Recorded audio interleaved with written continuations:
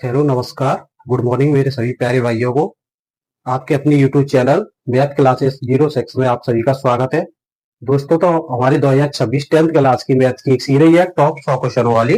उसमें हमारा next question है 6। 5 क्वेश्चन इससे पहले वाली क्लास में हो चुके हैं।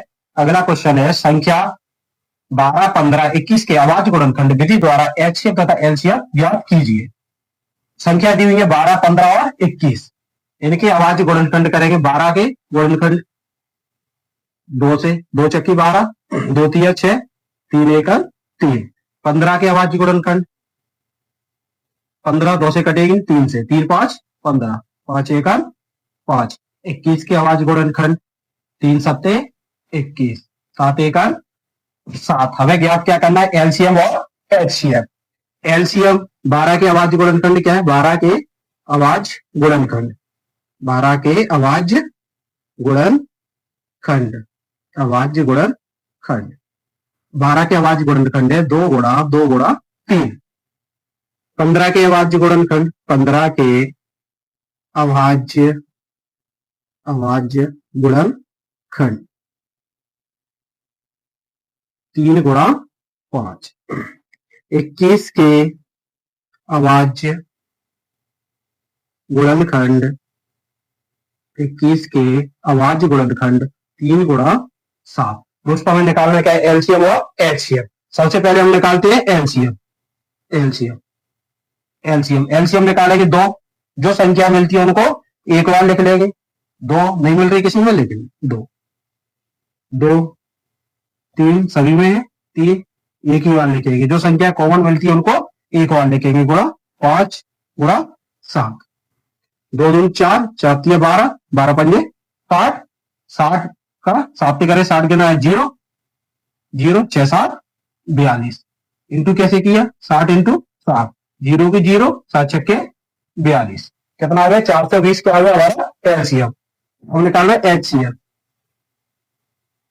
एचसीएफ वे संख्या होती है जो समान कॉमन मिलती है सभी में। समान संख्या क्या है? 12 के अभाज्य गुणनखंडों में 3, 15 के अभाज्य गुणनखंडों में 3, 21 के अभाज्य गुणनखंडों में 3। तो इसका एचसीएफ क्या हो जाएगा?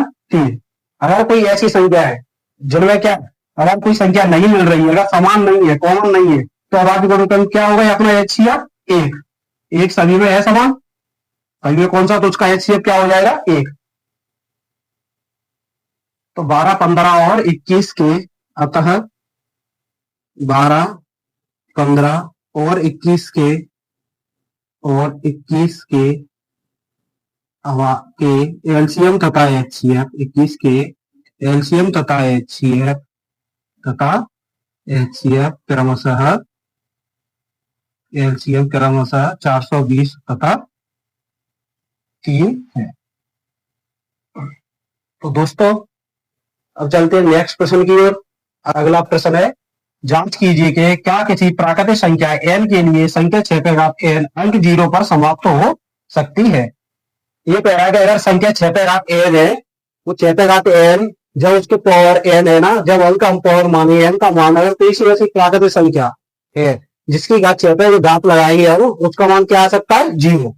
जैसे हमने मान लिया कि n प्राकृतिक संख्या मान 1 2 3 4 5 डॉट डॉट डॉट डॉट, ये सभी प्राकृतिक संख्या है। प्राकृतिक संख्या हमने मान ली। जैसे ही हम 6 की पावर n का मान 1 रखा, क्या आएगा? 6 पे पावर 1 मतलब 6 पे घात 1 क्या होगी? 6।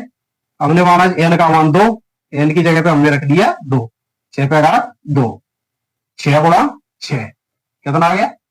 36। हमने माना 6 पे घात 3 कितना होगा? 6 गुणा 6 गुणा 6, 6 गुणा 36, 36 का 6 से गुणा करें कितना है? 216। 216। ऐसे ही हम इसको अगर 6 पे घात, जैसे ही हम n की पावर बढ़ाते जाएंगे, n का मान आगे बढ़ाते जाएंगे, यह संख्या क्या आ जाएगी? संख्या आगे बढ़ती जाएगी। मतलब ये कह रहा है समाप्त हो सकता है या नहीं, मतलब इकाई का अंक 0 आ सकता है क्या? नहीं। जैसे ही हम 6 पे घात n, जैसे ही n का मान बढ़ाते जाएंगे तो यहाँ इकाई अंक 6 आ सकता है। अगर हम 6 पे घात की पावर अगर कोई सा भी अंक रखेंगे इनमें से 1 2 3 4 5 6 अनंत तक, तो हमें शून्य क्या नहीं आएगा? इकाई अंक 0 नहीं आएगा। तो हम क्या लिख देंगे? नहीं। ये कह रहा है जांच कीजिए किसी प्राकृतिक संख्या n के लिए संख्या 6 पे घात n अंक 0 पर समाप्त हो सकती है। हम लिख देंगे नहीं। संख्या 6 पे घात n, अतः संख्या 6 पे घात n अंक 0 पर समाप्त नहीं हो सकती, नहीं हो सकती। दोस्तों क्या है, संख्या 6 पे घात n 0 पर समाप्त नहीं हो सकती। जब हम 6 की घात 1 2 3 रखे, इकाई अंक क्या आएगा 6। हम 6 की घात कितनी भी रखे, इकाई अंक क्या मिलेगा 6। ये कह रहा है कि इकाई अंक 0 आ सकता है या नहीं, तो इकाई अंक 0 नहीं आ सकता। हमारे अगले सवाल है बहुपद के, बहुपद के। तो नेक्स्ट सवाल प्रश्न की ओर चलते हैं। दोस्तों अगला प्रश्न है, किसी बहुपद px के लिए y बराबर px का ग्राफ नीचे दिया गया है। प्रत्येक स्थिति में px के शून्यकों की संख्या ज्ञात कीजिए। तो दोस्तों हमें क्या निकालना है, px के शून्यकों की संख्या। ये ग्राफ दिया है, ग्राफ ये क्या दिया, px के शून्य, ये क्या पी वाई के शून्य। ये कह रहा है, ये ग्राफ दिया है, ये रेखा px x पर, जो कौन सी है y। तो ये शून्य कैसे निकलेंगे, ये रेखा है कितनी बार क्रॉस कटी है, ये क्या होगी शून्यकों की संख्या। हमें क्या निकाल px के शून्य निकालने हैं। तो किसको देखा, इस वाली रेखा को देख ले, जो x वाली रेखा है उसको क्या करना है, उनको देखना है। ये एक्स अक्ष को हमें क्या देखना है, कितनी बार कटा है इस रेखा के द्वारा, यही होंगे क्या शून्यकों की संख्या। तो px के शून्यकों की संख्या, px के शून्यकों की संख्या, px के शून्य कितने होंगे, गिन लीजिए। एक x अक्ष कितनी बार कटा, 1 2 3 4। तो px के शून्यकों की संख्या कितनी हो जाएगी 4। अगर हमसे पूछता क्या पी वाई के शून्यकों की संख्या, तो पी वाई के शून्य क्या होते, पी वाई कितनी बार कटा है, एक और एक। तो पी वाई के शून्यकों की संख्या क्या हो जाती, एक। हमसे पूछ रहा है पी एक्स के शून्य की संख्या, तो पी एक्स के शून्य क्या है, 1 2 3 4। अगला प्रश्न इसी में 2 1 दूसरा, इसमें पूछा है पी एक्स के शून्यकों की संख्या, पी एक्स के शून्यकों की संख्या, पी एक्स के शून्यकों की संख्या। तो px के शून्यकों की संख्या क्या है, 1। देखो अगर ये कट जाए, ये केवल टच करके x अक्ष को केवल टच करके ऊपर गए, तो इसको क्या मानेंगे, इसको 2 नहीं गिने, 1 गिनेंगे। केवल ये टच किया तो 1 2 3, क्या मानेंगे 3। तो px के शून्यकों की संख्या क्या होगी 3। अगर इसमें पूछा है कि पी वाई के शून्यकों की संख्या क्या होगी, तो वाई अक्ष को कितनी बार काटा है, एक बार। तो पी वाई के शून्यकों की संख्या क्या हो जाएगी यहाँ 1। और px के शून्य की संख्या कितनी है 3 1। ये आपको अगर लग रहा होगा नीचे, ये नीचे ही केवल टच किया है x अक्ष को, तो यहाँ क्या मानेंगे इसको 1 1 2 3। तो px के शून्य की संख्या क्या हो जाएगी 3। दोस्तों बहुपद, हम बहुपद कैसे पहचानेंगे, तो कोई संख्या बहुपद है, बहुपद, बहुपदों में ओटी टाइप प्रश्न आता है कि बहुपद पहचानिए, बहुपद। तो बहुपद में एक आती है क्या, रैखिक बहुपद। रैखिक बहुपद क्या होते हैं, अगर किसी बहुपद चर, अगर x क्या है, चर संख्या है x, अगर चर की घात क्या आ जाए 1, अगर चर की घात क्या हो 1 हो, तो इसे क्या कहेंगे रैखिक बहुपद। क्या कहेंगे, रैखिक बहुपद। अगर चर की घात, चर की घात 2, तो इसे क्या कहेंगे द्विघाती बहुपद, द्विघाती बहुपद, द्विघाती बहुपद। अगर चर की घात 3 है, चर की घात 3 है, तो इसे क्या कहेंगे त्रिघाती बहुपद, त्रिघाती बहुपद, त्रिघाती बहुपद। अगर कोई ऐसी संख्या जो क्या है, इसकी एक संख्या 1 नहीं है, वो बहुपद होगा। जैसे संख्या दी है √x + 2, इसमें पूछा है ये बहुपद है या नहीं। तो यार चर घात कितनी है, चर की घात कितनी है x की घात 1/2, मतलब घात क्या है 1 नहीं। अगर 1 होती तो कौन सा आ जाता रैखिक बहुपद, पर इसकी घात किस में बटे में है, तो ये क्या होगा बहुपद नहीं होगा, बहुपद, बहुपद नहीं होगा। अगर घात किस में हो, माइनस में हो या घात बटे में हो, तो वो क्या होंगे बहुपद नहीं होंगे। दोस्तों अब चलते हैं बहुपद के और सवाल है, इनको आगे करते हैं। अगला सवाल, तो दोस्तों अगला प्रश्न है, किस द्विघाती बहुपद x² + 7x + 10 के शून्य ज्ञात कीजिए और शून्य तथा गुणांकों के बीच की जांच कीजिए। हमारा बहुपद दिया हुआ है एक्स स्क्वायर प्लस के 7x प्लस के 10 बराबर 0। हमें इस बहुपद कैसे क्या हमें इसके शून्य निकालने, शून्य कैसे निकाले, संख्या दी हुई है हमें क्या 7x, इस 7x के अब ऐसे दो संख्या खंड करेंगे तो जोड़ या घटाए तो कितना आना चाहिए उनको 7x, जोड़ या घटाए तो कितना आना चाहिए 7x, और गुणा करें तो कितना आना चाहिए इन दोनों के गुणा के बराबर, मतलब 10x स्क्वायर। कैसे निकालेंगे 7x, कैसे दो खंड कैसे करेंगे, जब हम 10 के क्या करेंगे गुणनखंड कर, 2 से 5, 5 1, मतलब 2 और 5 ऐसी संख्या हो सकती है, जोड़ेंगे तो कितना आएगा 10, 2x और 5x, 5 दूनी 10x स्क्वायर हो जाएंगे, गुणा करेंगे तो जोड़ेंगे तो 2x और 5x कितने हो जाएंगे 7x।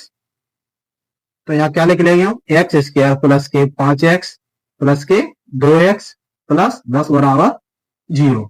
5 और 2 7x, अगर गुणा करेंगे तो 5 दूनी 10, x का x से x स्क्वायर 10x स्क्वायर दोनों के गुणा के बराबर है।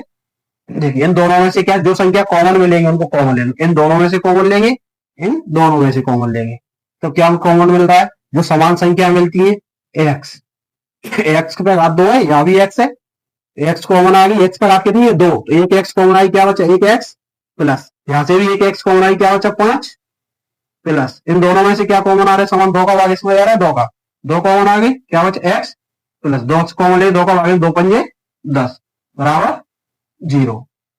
ये एक पद है, ये एक पद है, इन दोनों में से क्या कॉमन आ रहा है एक्स प्लस 5, यहां से क्या बचा एक्स प्लस 5 कॉमन आ गया तो क्या बचा एक्स, यहां से क्या बचा प्लस 2 बराबर 0। एक्स प्लस 5 बराबर 0 या एक्स प्लस 2 बराबर 0, दोनों को अलग अलग लिख लिया। एक्स को 5 को बराबर के उस साइड ले जाएंगे कैसे हो जाएंगे प्लस के, तो बराबर के उस साइड कैसे हो जाएंगे माइनस के, 2 को बराबर के उस साइड ले जाएंगे कैसे हो जाएंगे प्लस के तो माइनस के, मतलब शून्य क्या निकल के आ गई -5 और -2। इनको हम क्या मान लें, एक को नाम दे दिया अल्फा -5, एक को नाम दे दिया क्या बीटा, इसको मान लिया हमने -2। अगर निकालना क्या है शून्य का, हमारी याद हो गई एक शून्य के -5, दूसरा है -2, निकालना क्या है शून्य तत्वों तथा गुणांकों के बीच संबंध की सत्यता की जांच करने पर द्विघाती बहुपद के शून्य को, द्विघाती बहुपद के शून्य को तथा गुणांकों के बीच संबंध की सत्यता की जांच करने पर संबंध की सत्यता की जांच करें तो इस समीकरण की तुलना करने के, तो एक समीकरण है, एक बहुपद दिया है, बहुपद a x square plus b x plus c बराबर 0 से तुलना करने पर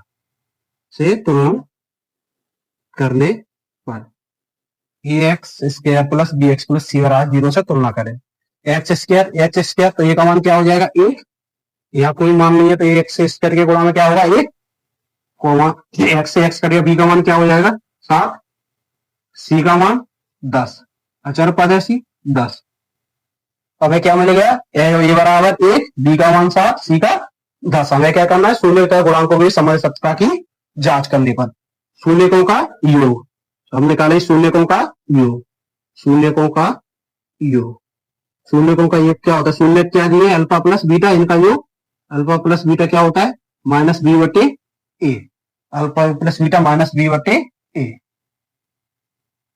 अल्फा का मान क्या है, अल्फा का मान दिया -5 प्लस बीटा का मान क्या है -2 बराबर माइनस बी का मान क्या दिया हुआ है, बी का मान क्या है 7, ए का मान क्या है 1, -5 प्लस का माइनस से गुणा क्या होगा -2 बराबर 1 का -7 में भाग देंगे क्या आएगा -7, -5 -7 कितने हो गए -7 बराबर -7, दोनों बराबर है, मतलब शून्यकों का योग क्या है, योग निकाला बराबर है। अब निकाले शून्यकों का गुणनफल, शून्यकों का